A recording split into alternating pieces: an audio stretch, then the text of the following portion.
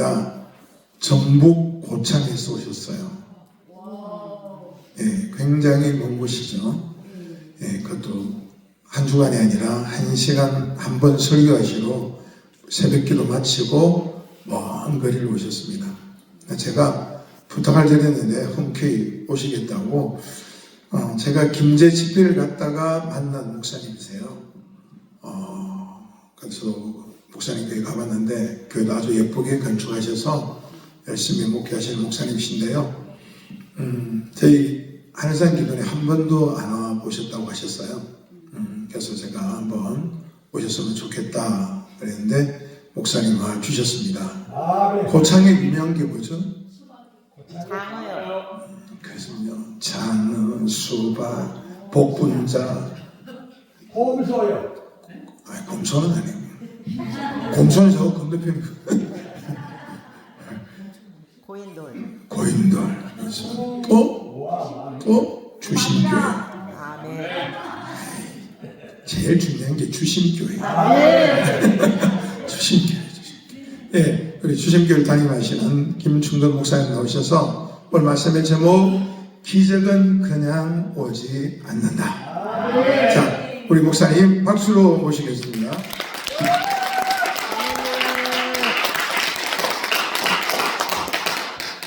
할렐루야. 반갑습니다. 저기 시골에 있는 시골 목사님을 콧바람도 쐴 겸 우리 백 목사님께서 불러주셨습니다. 부족하지만은 순종하는 마음으로 여러분을 찾아뵙게 되었습니다. 저는 고향이 전주입니다. 전주에서 고창으로 들어간 지는 약 13년 정도 됐어요. 저희 가족들도 다 전주에 있고 친구들도 전주에 있고 또 동역자들도 다 전주에 있습니다. 그런데 제가 전주를 나가면 동역자 목사님들이 자랑은 아닌데 참 저를 많이 부러워합니다. 참 김충돈 목사는 복 받았어. 저 복 많이 받았습니다. 아멘. 네.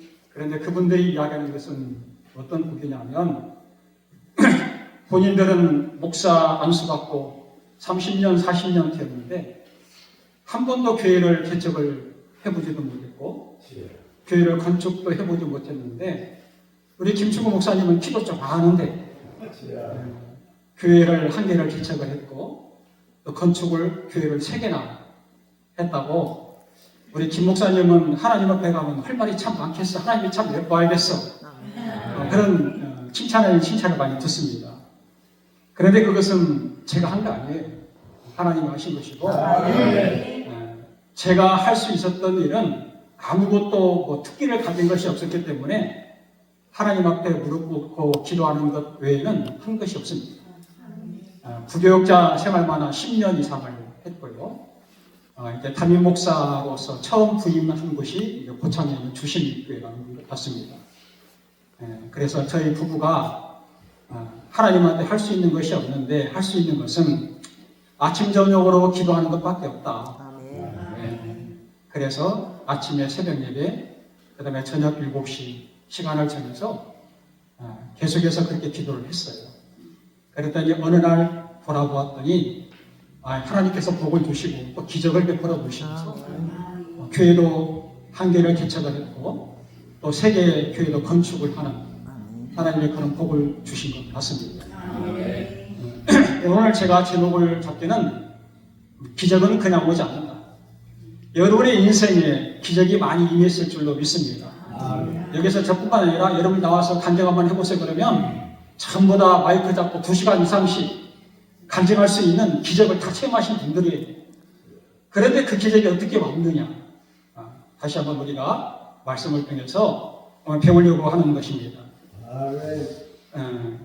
어느 남자 청각하고 여자 처녀가 선을 봤대요.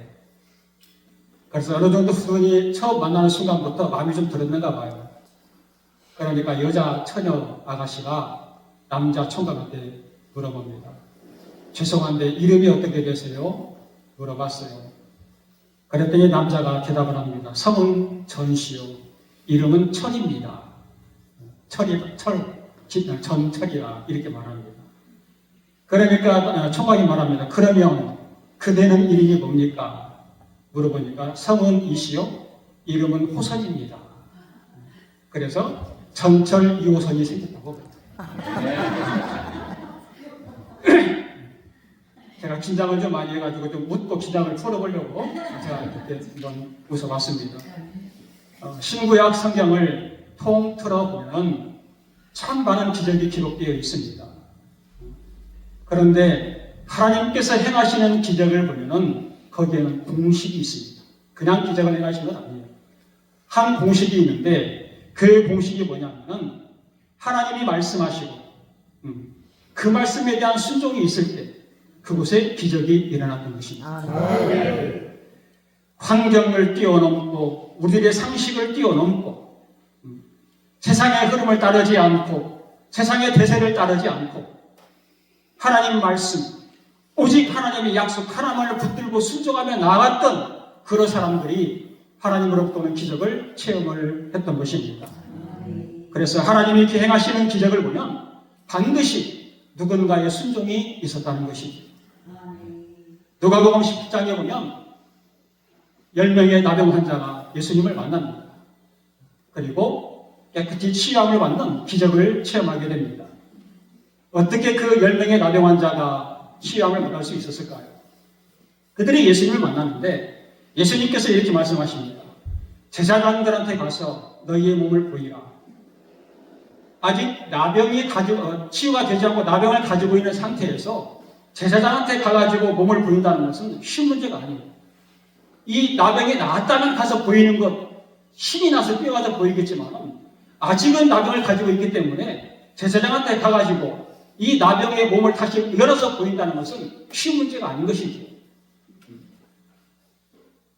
그런데 이 10명의 나병 환자들은 예수님께 가다가 고침을 받습니다.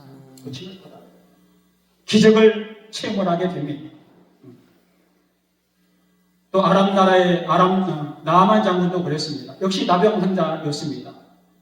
군대 장관이고 그 나라에서 영향력이 있는 그런 장군인데 나병을 얻었습니다. 어떻게 하면 사람들한테 소문이 나지 않고 이 나병을 고칠 수 있을까? 유명하다는 의사들을 다 데려다가 치료도 해보았고 좋은 약이라고 하는 것은 전부 다 발라보았어도 낫지를 못했어요. 그런데 어느 날 이스라엘에서 포로로 잡아온 여종 하나가 계집종 하나가 장군한테 말을 합니다. 장군님, 저 이스라엘에 가면 엘리사라고 하는 선지자가 있는데 그분이 그렇게 하나님의 능력이 강하답니다. 한번 가셔서 그분을 만나보시는 게 어떻겠습니까? 분명히 나을 것 같습니다. 소개를 해주었어요. 그래서 나아만 장군이 엘리사를 찾아갑니다. 찾아가서 문을 두드렸는데 엘리사는 보이지도 않고 심부름꾼을 보내가지고 이렇게 말을 해요. 요단강가에 가서 몸을 7번 씻어라. 그러면 너희의 몸이 깨끗해지리라. 그리고 문을 닫고 들어가 버렸어요.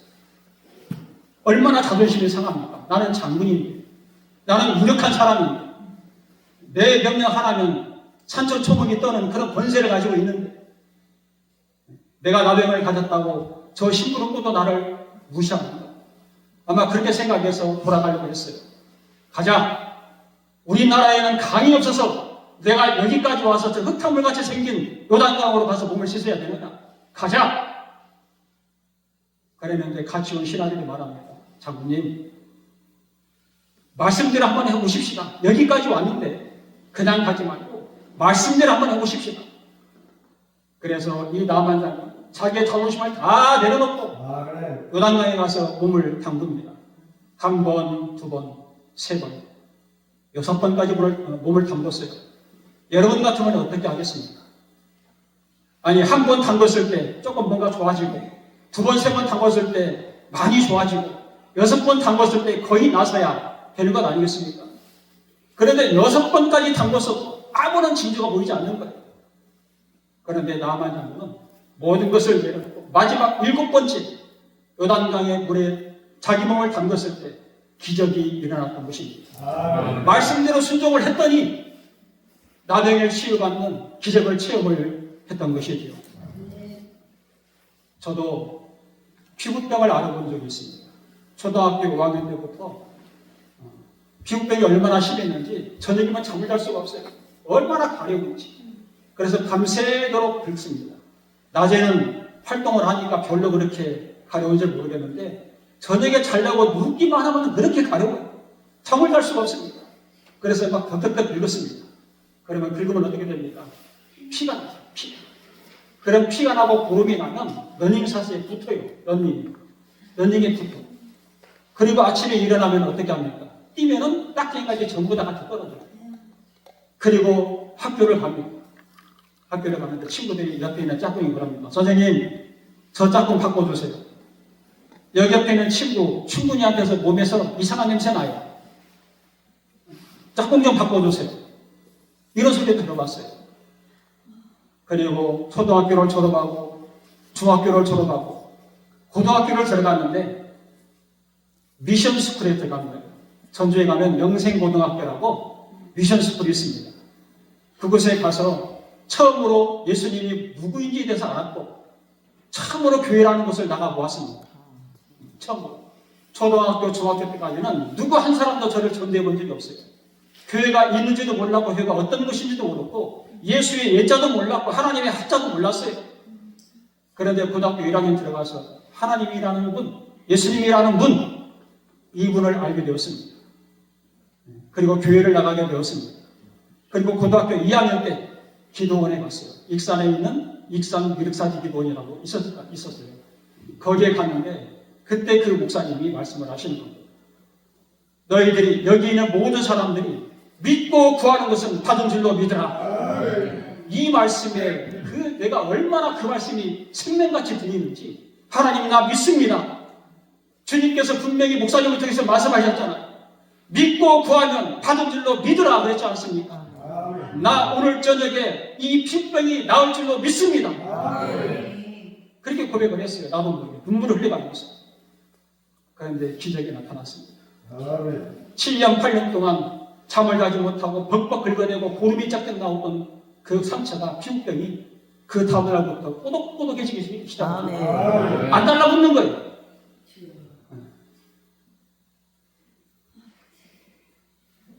그 말씀을 붙들고 순종을 했더니 기적이 일어났던 것입니다.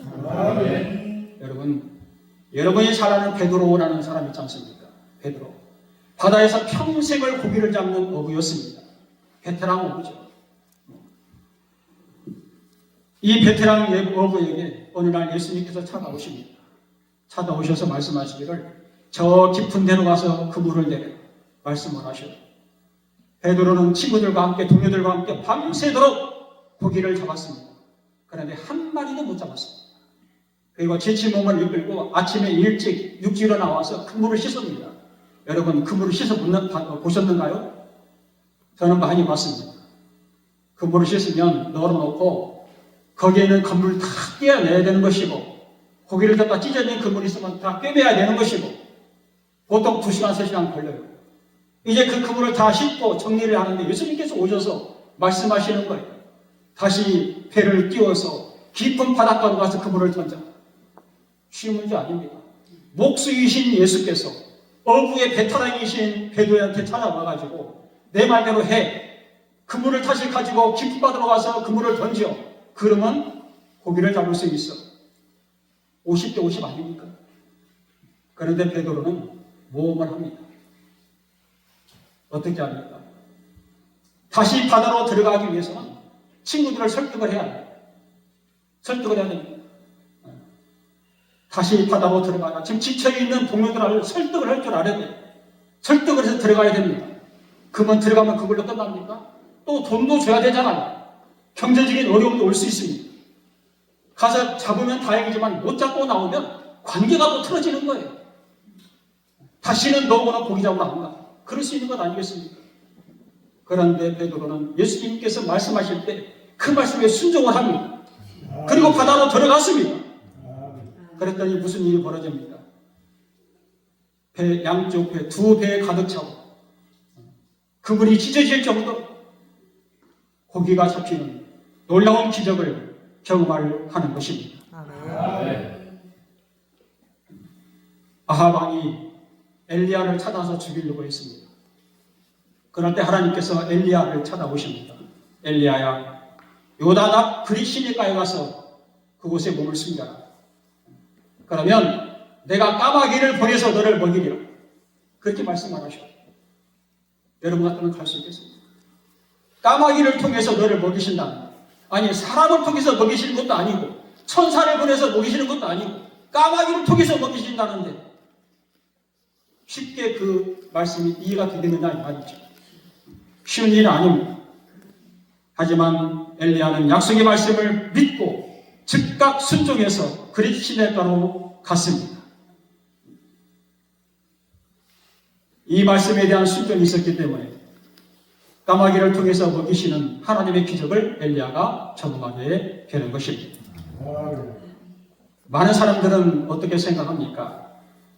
하나님께서 말씀하시면 하나님의 말씀에 대한 순종은 잘 따르지도 않으면서 그저 그냥 막연한 생각으로 까마귀를 기다리는 성도들이 얼마나 많습니까?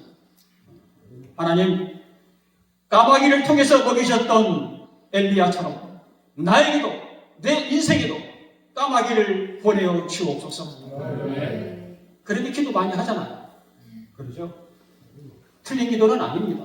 그러나 뭐가 잘못되느냐? 순서가 잘못됐다는 거예요. 기적이 먼저가 아니라 뭐가 먼저다? 순종이 먼저. 그런데 사람들은 그렇게 기도합니다. 하나님, 까마귀를 통해서 엘리야를 먹이셨던 것처럼 내 인생에 까마귀를 통해서 내 인생을 먹여 주시옵소서. 틀린 기도는 아니지만 순서를 우리가 정확하게 알 줄 알아야 되는 겁니다. 까마귀가 먼저가 아니라 순종이 먼저라는 거예요. 순종이 먼저. 그래야 기적을 일으킬 수가 있는 것입니다. 오늘 본문 여호수아 3장에 보면 출애굽한 이스라엘 백성들이 광야 40년 길을 걷고 이제 가나안 목전에 도착을 했습니다.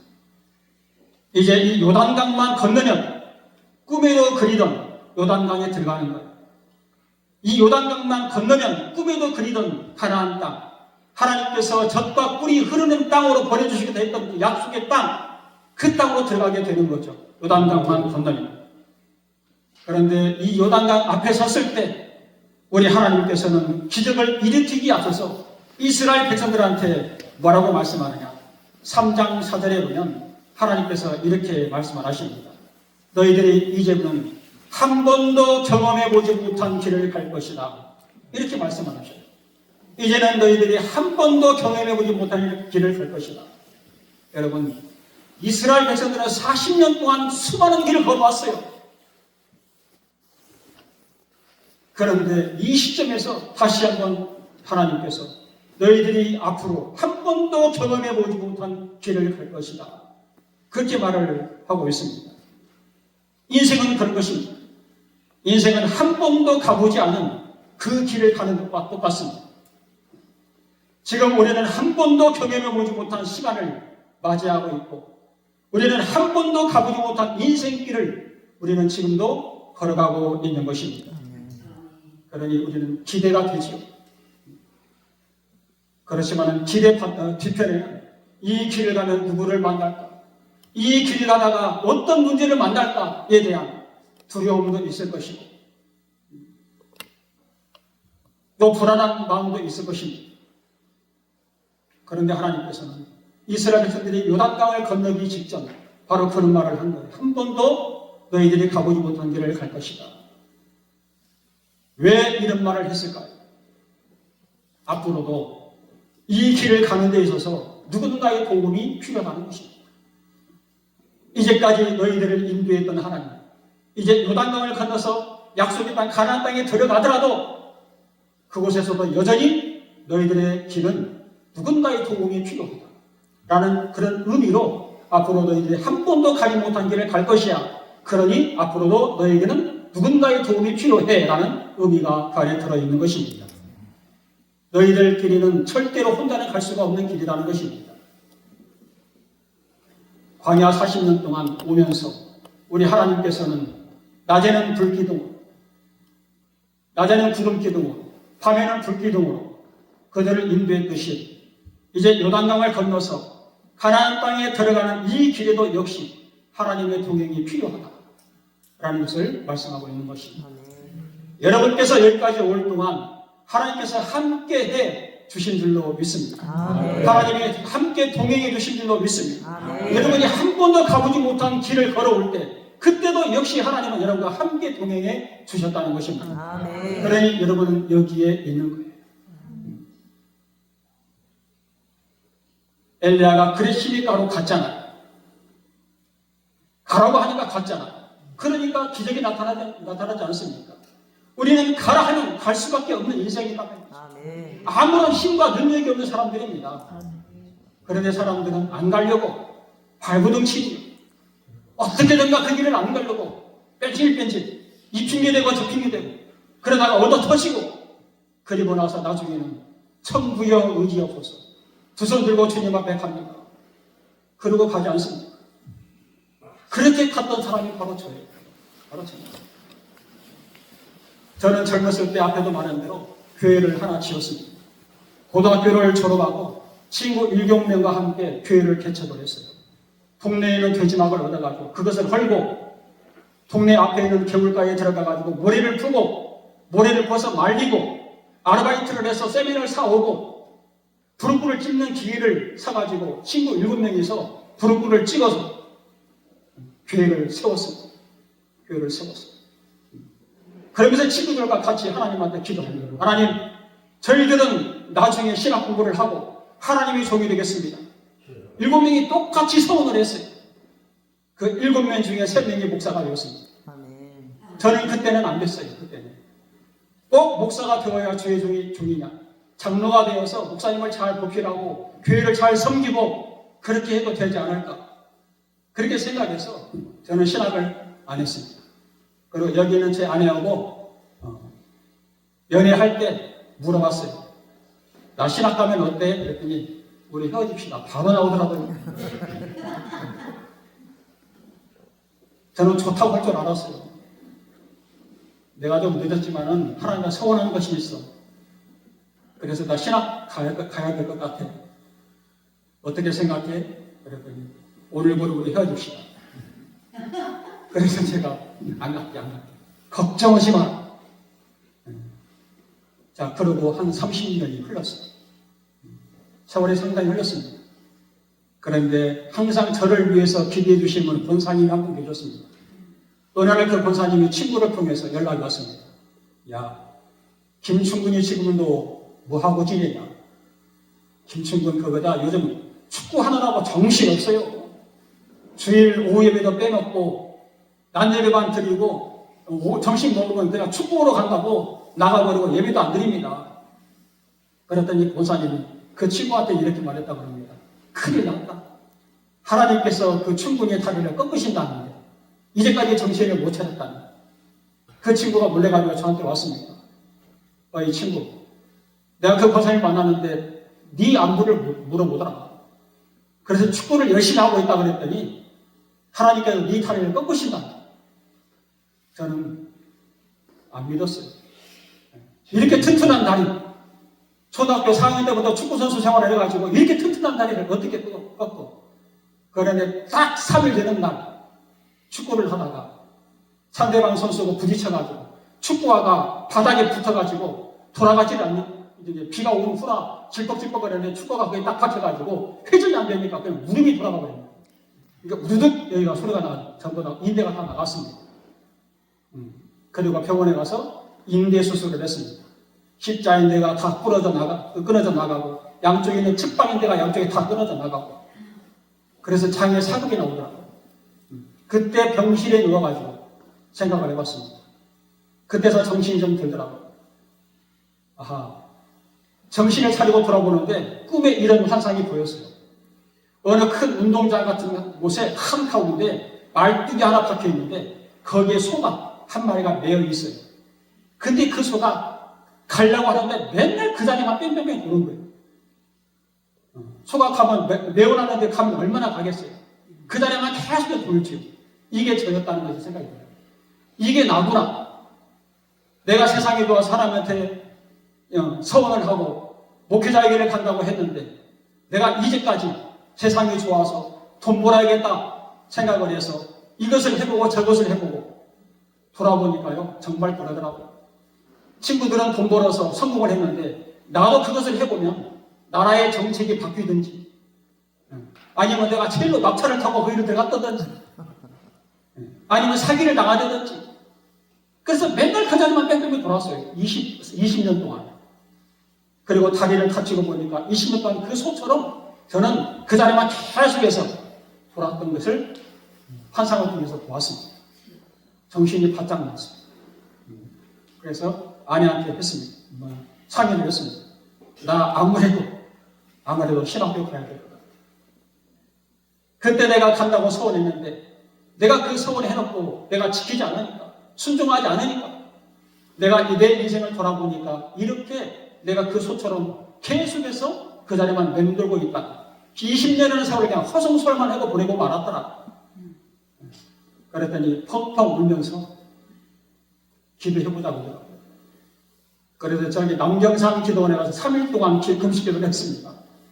근데 거기서 응답을 받고 이제 신학교를 가게 되었어요. 무슨 말입니까? 엘리야에게 하나님께서 말씀하시기를 그리 시내가로 가라 했을 때 갔잖아요.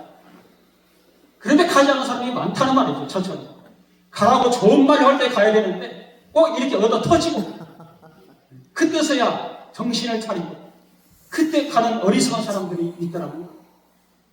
우리들도 주님께서 말씀하시면 그대로 행하는 것이 중요하다고 말이죠. 가라 하면 가야 되는 것입니다.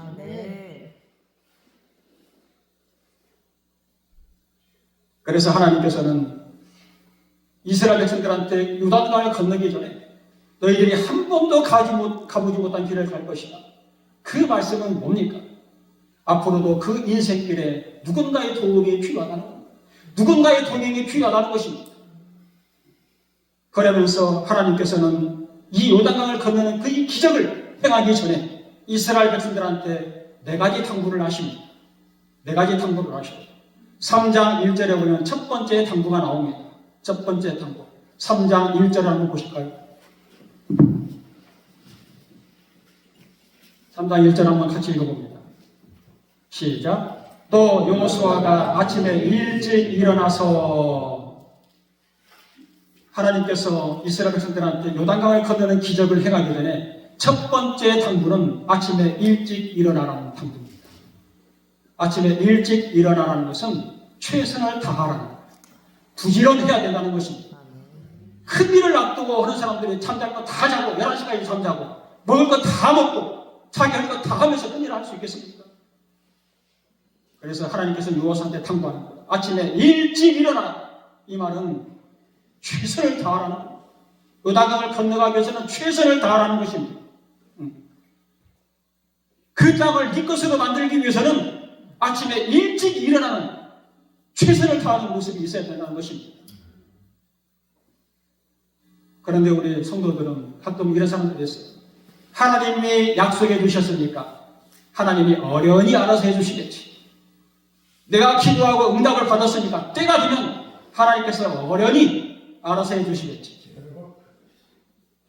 이렇게 막연히 기다리는 기적이 절대로 올 리가 없습니다.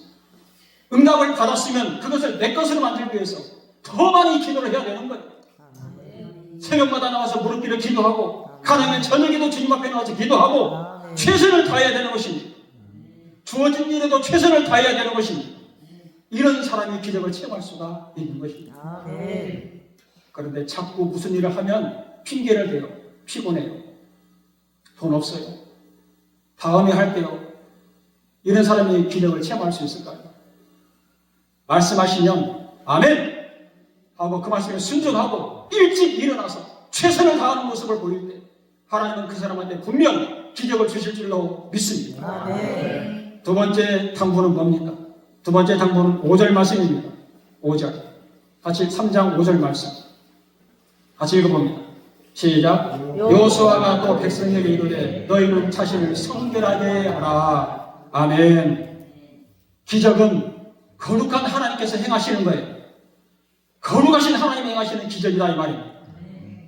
그래서 하나님의 백성들은 하나님이 자유스럽게 역사하시도록 우리의 몸을 스스로 정결하게 할 필요가 있다는 것입니다. 이스라엘 백성들이 아이성 전투에서 패배했잖아요. 그 큰 여리고성은 성공을 했어요. 점령을 했습니다. 무너뜨렸습니다. 그런데 조그마한 아이성은 실패를 했어요. 그 실패의 원인이 뭡니까? 아간의 범죄 때문에 그랬습니다. 아간의 범죄. 하나님은 아간의 범죄로 인해서 아이성 전투에서 패했을 때 하나님은 이렇게 말씀을 하십니다. 여호수아 7장 13절에 보면 그때 하나님께서 이렇게 말씀을 하셔요. 너는 일어나서 백성을 거룩하게 하여 이르기를 너희는 내일을 위하여 스스로 성결하게 하라. 이렇게 말씀하십니다. 너희는 내일을 위해서 스스로 성결하게 하라. 이 말씀이다 이 말이에요. 이게 무슨 뜻입니까? 가나안 정복을 위해서는 성도들의 거룩함이 필수 조건이라는 거예요. 죄가 있어서는 하나님이 역사하시지 못한다는 거예요. 그래서 너희들은 내일을 위하여 스스로 너희 몸을 정결하게 하라. 가나안 정복을 하는 데 있어서 성결한 것이 가장 중요하다는 것입니다. 기적이 먼저가 아니라 너희 몸을 스스로 정결하게 하는 것이 먼저 우선이 되어야 된다. 그래서 거룩하신 하나님의 도구로 쓰임받기 위해서는 무엇이 필요합니까? 정결해야 되는 것입니다. 성결해야 되는 것입니다. 왜냐하면 하나님은 정결하신 분이시기 때문에 그렇습니다. 하나님의 사람인 우리에게 기적이 먼저가 아니라 성결이 먼저인 줄로 믿습니다. 그리고 세 번째 당부, 요단강을 건너기 전 하나님께서 이스라엘 백성에 당부했던 세 번째 당부, 그것은 6절에 보니까 3장 6절에 보니까 이렇게 기록되어 있습니다. 3장 6절 맨 끝에 보면은 언약궤를 메고 백성에 앞서 나아가라. 언약궤를 메고 백성에 앞서 나아가라 이 말입니다. 이것은 언약궤에 집중하라는 거예요. 제사장들은 언약궤를 메고 지금 백성들 앞에서 나아가고 있습니다. 그리고 백성들은 그 언약궤를 맨 제사장들 뒤를 따라가고 있어요. 언약궤와 백성들 사이에는 3장 4절에 보니까 약 2,000규빗이라 이렇게 기록되어 있습니다. 앞에서는 4명의 제사장이 언약궤를 메고 걸어가고 있고, 그 다음에 2,000규빗이 떨어진 그 뒤에서는 백성들이 언약궤를 바라보면서 따라가고 있습니다. 요세푸스, 역사가 요세푸스에 의하면 이 언약궤의 무게는 약 1톤이라고 해요. 1톤. 굉장히 무겁습니다. 제사장 4명이 멜 수 있는 무게가 아니에요. 1톤 트럭을 어떻게 사람 4명이 멜 수 있습니까? 절대로 못 메요. 그런데 제사장 4명이서 1톤이나 되는 언약궤를 메고 앞으로 전진하고 있습니다. 그 뒤를 이스라엘 백성들이 1000m 떨어져가지고 1km 떨어져가지고 언약궤를 바라보면서 걸어가고 있습니다. 2,000규빗이라고 하니까 1규빗은 사람이 손을 폈을 때 손끝에서 팔꿈치까지가 1규빗이라고 통상적으로 말하는 약 50cm를 이야기하고 있습니다. 그래서 50cm, 2,000규빗이면 250, 약 딱 1000m, 1km가 나오지 않습니까? 언약궤가 앞에 가고 그 뒤에 이스라엘 백성들이 따라가고 있습니다. 왜 그랬을까요? 왜 그렇게 멀리 떨어져서 걸어가도록 했습니까? 사람들이 멀리 떨어져야 멀리 있는 것을 볼 수가 있기 때문에 그렇습니다. 가까이 있으면 바로 앞에 있는 언약궤를 볼 수가 없어요. 사람들 머리 때문에. 사람들이 많기 때문에 볼 수가 없어요. 그런데 멀리 있으면 조금만 머리 풀면 다 보입니다. 이것은 무엇을 의미하고 있습니까? 이것은 하나님의 임재를 상징하는 언약궤를 한눈 판지 말고 그 언약궤만 똑바로 보고 따라가라는 거예요. 집중하라는 것입니다. 언약궤에 집중하라. 말씀에 집중하라는 것입니다. 그래서 이 요단강을 건너는 이 기적을 체험하려면 너희들이 가지고 있는 모든 문제, 염려와 걱정거리 이것만 바라보지 말고 하나님의 언약궤 말씀, 그 언약궤만 집중하고 바라보며 따라가라. 이런 의미가 그 안에 포함되어 있는 것입니다. 내 인생의 휘몰아치는 거친 파도를 바라보면서 두려워하면 안 되는 것입니다. 그 파도를 다스리시고 그 파도를 잠잠케 하시는 그 하나님을 바라볼 줄 아는 그 영안이 있어야 된다는 것입니다. 그래서 세 번째 당부는 하나님께 집중하라는 것. 하나님께 집중하라. 그 다음에 네 번째 당부는 뭡니까? 3장 9절 말씀. 3장 9절 말씀을 보면 이런 말씀이 써 있습니다. 여호수아가 시작 여호수아가 이스라엘 자손에게 이르되 이리 와서 너희 하나님 여호와의 말씀을 들으라. 아멘. 기적을 행하시기 전에 하나님께서는 이 네 번째 당부를 하는데 여호와의 말씀을 들으라. 아멘. 말씀을 들으라는 것입니다. 왜 말씀을 들어야 됩니까? 말씀을 들어야 믿음이 생기는 거예요. 아멘. 믿음이 생겨야 순종할 수가 있는 것입니다. 믿음은 교회 안에서 큰 직분을 가지고 있다고 그 사람의 믿음이 큰 건 아니다. 믿음은 오직 하나님의 말씀을 들을 때만 믿음이 생기는 줄로 믿습니다. 아멘. 그래서 사도 바울은 로마서 10장 17절 말씀에 믿음은 들음에서 나며 말씀은 그리스도로 말미암는다 이렇게 말씀하고 있지 않습니까? 말씀을 가까이 할 때 믿음이 자라날 줄로 믿습니다. 아멘. 말씀을 자주 들으시기 바랍니다. 아멘. 말씀을 듣는 곳으로 여러분 많이 가시길 바랍니다.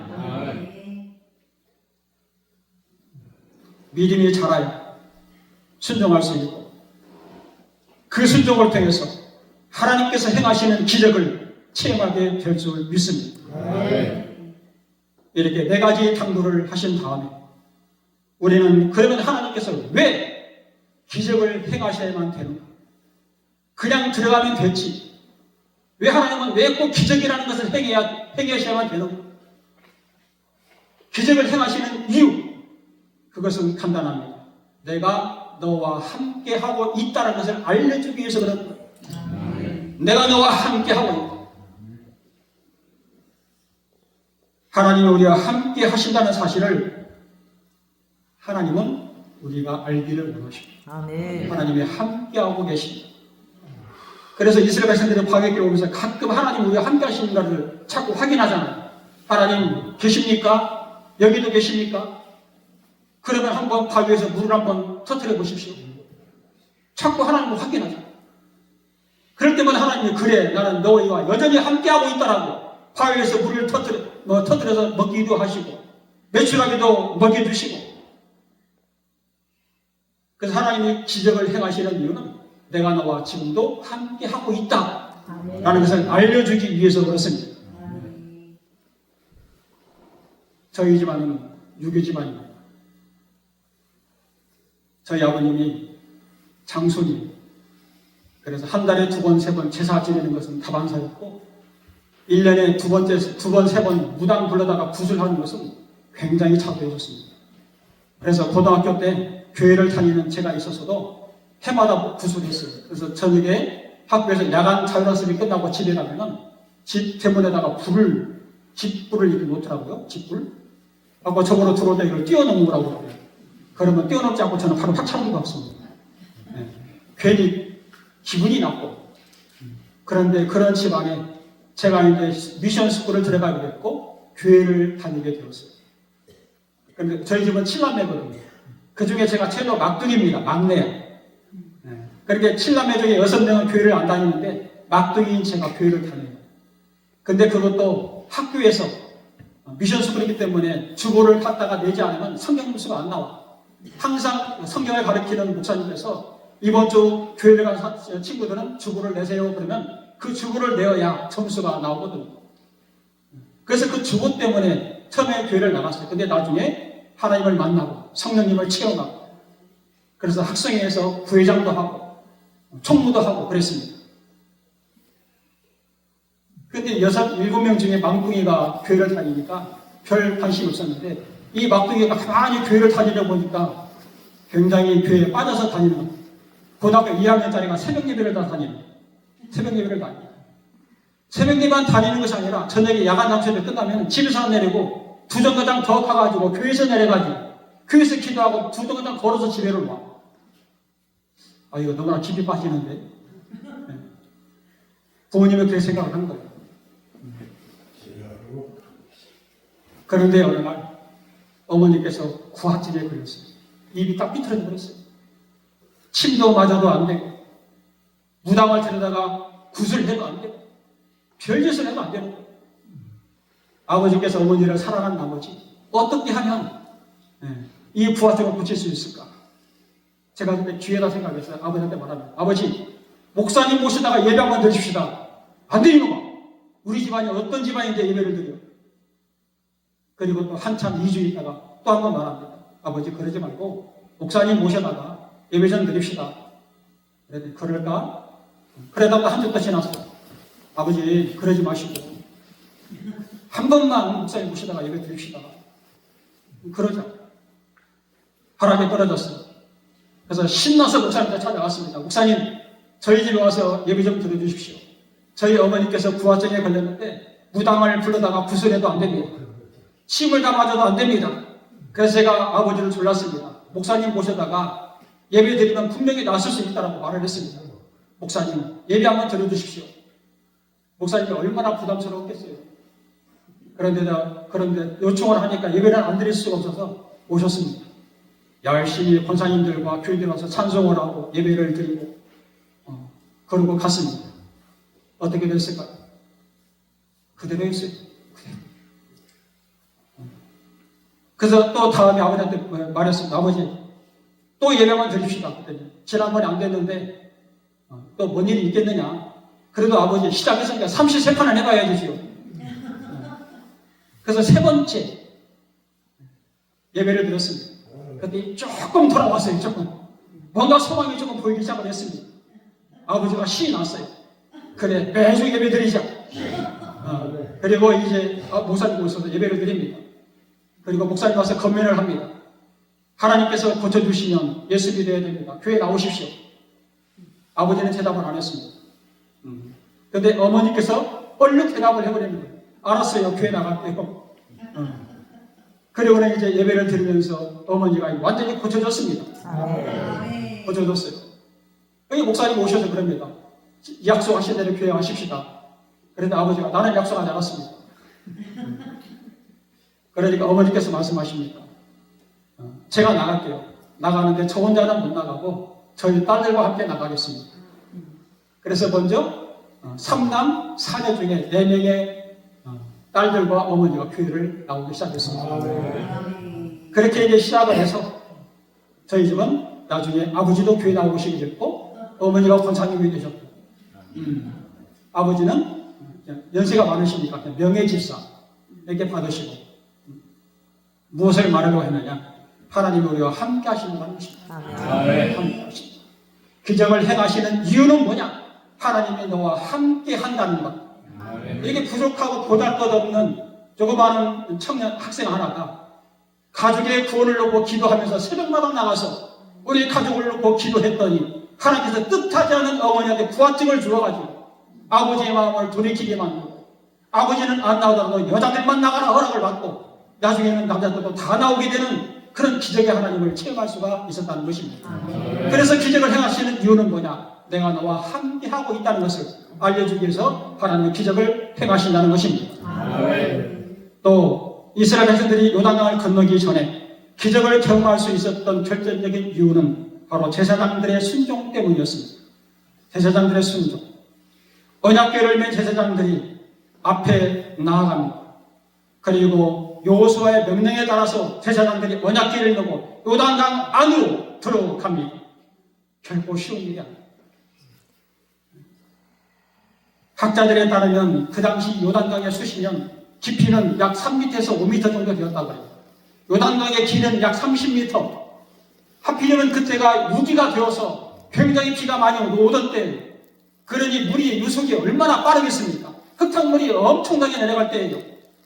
쳐다만 봐도 아찔할 그런 순간입니다. 그런데 여호수아가 명령을 합니다. 언약궤를 메고 들어가라. 그 무거운 언약궤를 메고 제사장들이 요단강 안으로 들어갑니다. 요단강으로 안으로 들어갔을 때, 발을 뒤졌을 때, 그때 바로 기적이 일어났던 것입니다. 15절과 16절을 한번 읽어보실까요? 3장 15절과 16절. 15절과 16절 시작. 요단이 곡식거두는 시기에는 항상 언덕에 넘치더라. 궤를 맨 자들의 요단의 이름에 내 궤를 맨 제사장들의 발이 물가에 잠기자 곧 위에서부터 흘러내리던 물이 그쳐서 사르단에 가까운 매우 멀리 있는 아담성의 견들에 일어나 한 곳에 쌓이고 아라바의 바다 여매로 향하여 흘러가는 물은 온전히 끊어지매 백성이 열과 포로 바로 건널 아멘. 이때가 바로 우기라서 그 발을 들여놓는 것은 굉장히 어려운 일이었습니다. 그런데 발을 들여놓는 순간 오늘 15절 16절에 보니까 언제 기적이 일어났느냐, 언약궤를 맨 제사장들이 그 발이 물가에 들어섰을 때 기적이 일어난 줄로 믿습니다. 이렇게 제사장들의 순종이 있었기 때문에 기적이 일어나는 거예요. 여러분, 기적을 일으키는 사람이 있는가 하면 기적을 경험만 하는 사람이 있어요. 여러분은 어떤 사람이 되기를 원하십니까? 여러분도 기적을 일으키는 사람이 되시기를 주의 이름으로 축원합니다. 아멘. 말씀 앞에서 철저한 순종, 이 순종을 통해서 하나님의 역사에 참여하시는 기적의 주인공들이 되시기를 바랍니다. 아멘. 철저한 순종이 있어야 되는 것입니다. 100% 순종을 이야기하고 있어요. 90%는 순종하고 10%는 순종하지 않았다. 그것은 불순종하고 똑같은 거예요. 성경은 항상 말씀하실 때 100% 순종을 요구하고 있습니다. 내 생각에 맞는 것만 순종하고, 내가 좀 하기 싫은 것, 내가 이해가 되지 않는 것, 내 상식과는 거리가 먼 것, 이것에는 순종하지 않으려고 해요. 그러나 그것은 불순종인 것입니다. 100% 순종을 했을 때 하나님의 역사에 참여하는 기적을 체험할 줄로 믿습니다. 아멘. 이렇게 제사장들은 무게가 1000kg이나 되는 무거운 언약궤를 메고 요단강 한가운데로 들어가서 섰습니다. 그리고 모든 백성들이 건너가고 그 백성들이 다 건너가기를 마칠 때까지 그 자리에 서 있었습니다. 모든 사람이 건너갈 때까지, 사람뿐만 아니라 가축들도 다 건너갈 때까지 상당한 시간이 흘렀을 거예요. 그 무거운 것을 메고 그 흉흉한 강물 안으로 들어가서 언제 아담 산업에 있는 물이 다시 넘쳐서 와서 우리를 죽일지도 모르는 그 공포스러운 그 강물 안으로 들어가가지고 추측해 보는데 약 200만 명 정도라고, 정확한 아닌데 성경에는 그런 숫자는 나오지 않았습니다. 출애굽할 때 홍해 바다를 건널 때, 출애굽했을 때는 장정만 60만 명이라고 기록은 되어 있는데 요단강을 건널 때는 몇 명이라는 건 숫자는 나오지 않았어요. 모든 사람이 건너갔을 때 이렇게 기록하고 있거든요. 그런데 장정 60만 명이 한 가족에 4명으로 봤을 때는 약 200만 명으로 보거든요. 200만 명이 아니더라도 100만 명만 되더라도 100만 명이 거기를 건너가려면 얼마나 많은 시간이 걸릴까요? 하루가 걸릴까요? 아니면 이틀이 걸릴까요? 사람만 아니라 가축도 건너가야 되잖아요. 그때까지 제사장들은 언약궤를 메고 흉흉한 물결을 보면서도 흔들림 없이 자리를 굳건하게 지키고 있는 제사장들, 결코 쉬운 일은 아니었을 것입니다. 여러분 일이 아니라고 아무런 감동이나 아무런 그런 어려움도 없는 것 같은데 정말로 내가 그 자리에 서 있다고 보면 공포에 떨었을 것 같아요.